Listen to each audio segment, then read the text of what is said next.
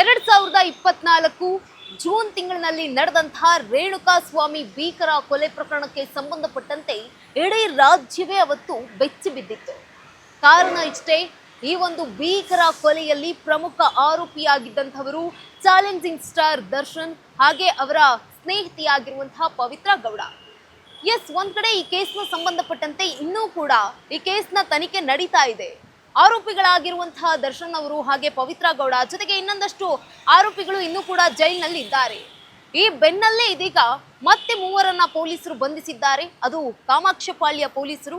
ಕಾರಣ ಏನು, ಯಾಕೆ ಮೂವರನ್ನ ಬಂಧಿಸಿದ್ದಾರೆ, ಅವರೆಲ್ಲ ಯಾರು ಗಮನಿಸ್ತಾ ಹೋಗೋದಾದ್ರೆ, ಆ ಮೂವರು ಆರೋಪಿಗಳು ಕೂಡ ದರ್ಶನ್ ಅವರ ಅಭಿಮಾನಿಗಳು. ಈ ಅಭಿಮಾನದಿಂದಲೇ ಈಗಾಗಲೇ ಅನುಕುಮಾರ್ ಅವರಾಗಿರ್ಬೋದು, ಮತ್ತಷ್ಟು ಆರೋಪಿಗಳಾಗಿರ್ಬೋದು ಈಗ ಜೈಲಿನಲ್ಲಿ ಮುದ್ದೆ ಮುರಿತಾ ಇದ್ದಾರೆ. ಅವ್ರ ಕುಟುಂಬಕ್ಕೆ ಅನ್ನ ನೀರು ಹಾಕೋರು ಯಾರು ಅನ್ನುವಂತಹ ನೋವು ಕೂಡ ಇರುವಂಥದ್ದು. ಈ ಮಧ್ಯೆ ಈಗ ಮೂವರು ಆರೋಪಿಗಳನ್ನ ಕಾಮಾಕ್ಷಿಪಾಳ್ಯ ಪೊಲೀಸರು ಬಂಧಿಸಿರುವಂಥದ್ದು. ಪ್ರಮುಖ ಸಾಕ್ಷಿಯಾಗಿರುವಂತಹ ಈ ಕೊಲೆ ಕೇಸ್ನಲ್ಲಿ ರೇಣುಕಾ ಸ್ವಾಮಿ ಕೊಲೆ ಕೇಸ್ಗೆ ಸಂಬಂಧಪಟ್ಟಂತೆ ಪ್ರಮುಖ ಸಾಕ್ಷಿಯಾಗಿರುವಂತಹ ಸಂದೀಪ್, ಈ ಒಂದು ಸಂದೀಪ್ ಎಂಬುವವರನ್ನ ಮೂವರು ಆರೋಪಿಗಳು ಏನಿದ್ದಾರಲ್ಲ, ಸುಹಾಸ್ ಆಗಿರ್ಬೋದು, ಹಾಗೆ ಪುನೀತ್ ಆಗಿರ್ಬೋದು, ಹಾಗೆ ವೇಣು ಆಗಿರ್ಬೋದು, ಈ ಮೂವರು ಏನ್ ಮಾಡ್ತಾರೆ ಅಂತಂದ್ರೆ ಸಂದೀಪ್ ಅವರನ್ನ ಒಂದು ಕಡೆ ಕರೆದುಕೊಂಡು ಹೋಗಿ ಕಾರ್ನಲ್ಲಿ ಕೂರಿಸ್ಕೊಂಡು ಒಂದು ಬೆದರಿಕೆಯನ್ನ ಹಾಕ್ತಾರೆ, ಜೀವ ಬೆದರಿಕೆಯನ್ನ ಹಾಕ್ತಾರೆ. ಆಗ ಸಂದೀಪ್ ಅವರು ಏನ್ ಮಾಡ್ತಾರೆ, ತಕ್ಷಣವೇ ಒಂದು ಪೊಲೀಸ್ ಠಾಣೆಗೆ ದೂರನ್ನ ನೀಡ್ತಾರೆ. ನೋಡಿ, ಈ ರೀತಿಯಾಗಿ ಬಂದಿದ್ರು, ಈ ರೀತಿಯಾಗಿ ನನಗೆ ಧಮಕಿಯನ್ನ ಹಾಕಿದ್ದಾರೆ, ಜೀವ ಬೆದರಿಕೆಯನ್ನ ಹಾಕಿದ್ದಾರೆ. ರೇಣುಕಾ ಸ್ವಾಮಿ ಕೊಲೆ ಕೇಸ್ನಲ್ಲಿ ಯಾವುದೇ ರೀತಿಯಾಗಿ ಸಾಕ್ಷಿಯನ್ನ ಹೇಳಬಾರದು ನೀನು ಅಂತ ಬೆದರಿಕೆಯನ್ನ ಹಾಕಿದ್ದಾರೆ. ಒಂದ್ ವೇಳೆ ಏನಾದ್ರೂ ಆತ ಸಾಕ್ಷಿಯನ್ನ ಹೇಳಿದ್ರೆ ಆತನಿಗೆ ಕೊಲೆಯ ಬೆದರಿಕೆ ಹಾಕಿರುವಂಥದ್ದು. ಇವರೆಲ್ಲರೂ ಕೂಡ ದರ್ಶನ್ ಅವರ ಅಭಿಮಾನಿಗಳಾಗಿದ್ದಾರೆ. ಈಗ ಜೈಲಲ್ಲಿ ಹೋಗಿರುವಂತಹ ಅಭಿಮಾನಿಗಳು ಏನಾಗಿದೆ ಅವರ ಪರಿಸ್ಥಿತಿ, ಅನುಕುಮಾರ್ ಅವರ ಕುಟುಂಬದ ಪರಿಸ್ಥಿತಿ ಏನಾಗಿದೆ, ಒಂದ್ ಕಡೆ ತಂದೆಯನ್ನ ಕಳೆದುಕೊಂಡಿದ್ದಾರೆ, ಕುಟುಂಬದವರು ಬೀದಿಗೆ ಬಿದ್ದಿದ್ದಾರೆ, ಕುಟುಂಬದ ನಿರ್ವಹಣೆಯೇ ಕಾಣ್ತಾ ಇಲ್ಲ. ಅಷ್ಟರಲ್ಲೇ ಈಗಾಗಲೇ ಇನ್ನೂ ಕೂಡ ಅಭಿಮಾನಿಗಳು ಬುದ್ಧಿ ಬಂದಂತೆ ಕಾಣ್ತಾ ಇಲ್ಲ. ಕಾನೂನಿನ ಚೌಕಟ್ಟಿನಲ್ಲಿ ಇರಬೇಕಾದವರು ಕಾನೂನಿನ ನಿಯಮವನ್ನ ಮೀರಿ ಹೋದಾಗ ಏನ್ ಮಾಡ್ತಾರೆ, ಪೊಲೀಸ್ನವರು ಕರ್ಕೊಂಡು ಬರ್ತಾರೆ, ಸೀದಾ ಜೈಲಿನೊಳಗಡೆ ಹಾಕ್ತಾರೆ. ಯಾಕೆ ಬೇಕು, ದುಡ್ಡಿದ್ದಂಥವ್ರು ಏನ್ ಬೇಕಾದ್ರೂ ಮಾಡ್ತಾರೆ, ದುಡ್ಡಿಲ್ದವ್ರು ಏನ್ ಮಾಡ್ಬೇಕು, ತಮ್ಮ ಫ್ಯಾಮಿಲಿ, ತಮ್ಮ ಕೆಲಸ, ತಮ್ಮ ಕಾರ್ಯ ಅಂತ ಇರಬೇಕು.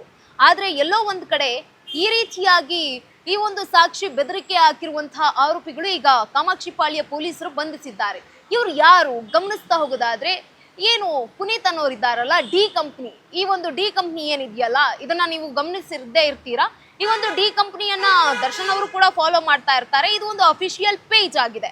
ಈ ಒಂದು ಪೇಜ್ ನ ಅಡ್ಮಿನ್ ಆಗಿರುವಂತಹ ಪುನೀತ್ ಅವರನ್ನ ಕೂಡ ಈಗ ಪೊಲೀಸರು ಬಂಧಿಸಿದ್ದಾರೆ. ಜೊತೆಗೆ ಡಿ ಕಂಪ್ನಿಯ ಪ್ರಮುಖ ಅಡ್ಮಿನ್ ಆಗಿರುವಂತಹ ಪುನೀತ್ ಅವರನ್ನ ಕೂಡ ಪೊಲೀಸರು ಈಗ ಬಂಧಿಸಿದ್ದಾರೆ. ಜೊತೆಗೆ ವೇಣು ಹಾಗೆ ಸುಹಾಸ್, ಇವರು ಕೂಡ ತುಮಕೂರು ಜಿಲ್ಲೆಯವರಾಗಿದ್ದಾರೆ. ಜೊತೆಗೆ ತುಮಕೂರಿನ ದರ್ಶನ್ ಅವರ ಅಭಿಮಾನಿ ಬಳಗದವರ ಅಧ್ಯಕ್ಷರುಗಳು, ಸದಸ್ಯರುಗಳು ಆಗಿರುವಂಥವ್ರು. ಯಾಕೆ ಬೇಕು, ಅಭಿಮಾನಿಗಳು ಅಭಿಮಾನ ತೋರಿಸಿದ್ರೆ ಸಾಕು. ಒಂದು ಸಿನಿಮಾ ಬರುತ್ತಾ, ಫಸ್ಟ್ ಶೋ ನೋಡಿ ಚಿತ್ರರಂಗವನ್ನ ಬೆಳೆಸಿ. ಆದ್ರೆ ಈಗ ಸಾಕ್ಷಿಗೆ ಬೆದರಿಕೆ ಹಾಕಿದ್ದೀರಿ, ಏನು ಬಂತು, ಜೈಲಿಗೆ ಕರ್ಕೊಂಡು ಹೋಗಿ ಕೂರಿಸಿದ್ದಾರೆ. ಈಗ ನಿಮಗೆ ಎಲ್ಲವೂ ಆಲೋಚನೆಗಳು ಬರ್ತಾ ಇರುತ್ತೆ, ಅಯ್ಯೋ ನಮ್ಮ ಕುಟುಂಬ ಹೀಗಾಯ್ತಲ್ಲ, ಅಯ್ಯೋ ನಮ್ಮ ಕುಟುಂಬನ ಯಾರು ನೋಡ್ಕೋತಾರೆ. ಮತ್ತೆ ಹೇಳ್ತಾ ಇದ್ದೀರಿ, ಮೊದಲೇ ಆಗಿರುವಂತಹ ಪರಿಸ್ಥಿತಿಗಳನ್ನ ಈಗ ಸರಿಪಡಿಸ್ಕೊಂಡು ಹೋಗ್ತಾ ಇರುವಂಥದ್ದು ವಿಜಯಲಕ್ಷ್ಮಿ ಅವರು. ಮೊದಲೇ ಈ ಕೇಸ್ನಲ್ಲಿ ಸಂಬಂಧಪಟ್ಟಂತೆ ಒಬ್ಬೊಬ್ಬರಾಗೆ ವಕೀಲರು ಕೂಡ ಹಿಂದೆ ಬರ್ತಾ ಇದ್ದಾರೆ. ಯಾವ ವಕೀಲರನ್ನ ಅವರು ಈ ಒಂದು ಕೇಸ್ಗೆ ಫಿಟ್ ಮಾಡಬೇಕು, ಯಾರು ಈ ಕೇಸ್ನ ಮುನ್ನಡೆಸ್ತಾರೆ ಅನ್ನುವಂಥ ಒಂದಷ್ಟು ಯೋಚನೆಗಳಾಗಿದ್ರೆ, ಜಾಮೀನನ್ನ ನಾನು ಪಡ್ಕೊಳ್ಬೇಕು, ನಾನು ಹೊರಗಡೆ ಬರಬೇಕು ಅನ್ನೋದು ಮತ್ತೊಂದು ಕಡೆ ಆಗಿರುವಂಥದ್ದು ದರ್ಶನ್ ಅವರ ಯೋಚನೆ. ಆದ್ರೆ ಅಭಿಮಾನಿಗಳು ಈ ರೀತಿಯಾಗಿ ಮಾಡ್ತಾ ಇರುವಂತಹ ಒಂದು ಕಾರಣಕ್ಕೆ ದರ್ಶನ್ ಅವರಿಗೆ ಬೇಲ್ ಸಿಗೋದೇ ಡೌಟು ಅಂತ ಅನಿಸ್ತಾ ಇದೆ.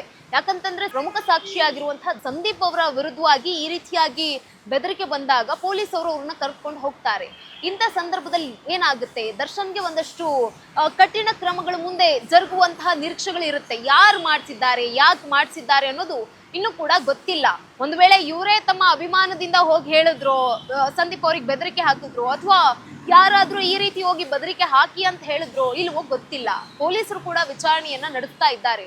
ಮುಂದಿನ ದಿನಗಳಲ್ಲಿ ಈ ಒಂದು ಕೇಸ್ಗೆ ಸಂಬಂಧಪಟ್ಟಂತೆ ಮತ್ತಷ್ಟು ಬೆಳವಣಿಗೆ ಆಗುತ್ತೆ.